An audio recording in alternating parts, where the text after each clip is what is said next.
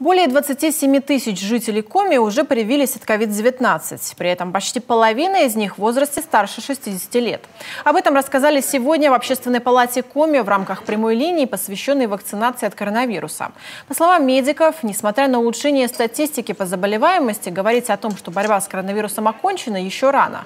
Поэтому кампания по вакцинации в регионе набирает обороты и темпы сбавлять нельзя. Целевые ориентиры на 2021 год.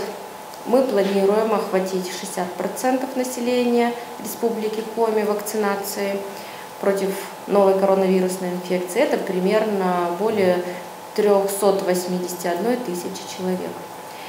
Из них людей в возрасте старше 60 лет более 96 тысяч. Для выполнения этой задачи в Коми работают 23 прививочных кабинета, 25 мобильных пунктов вакцинации и 109 прививочных бригад. Помимо этого организован подвоз к медицинским учреждениям граждан, проживающих в отдаленных районах республики. Всего же в Коми уже поступило более 30 тысяч доз вакцины ГАМ-ковид-вак и 500 доз вакцины Эпивак-корона. Все они уже распределены по медицинским организациям региона.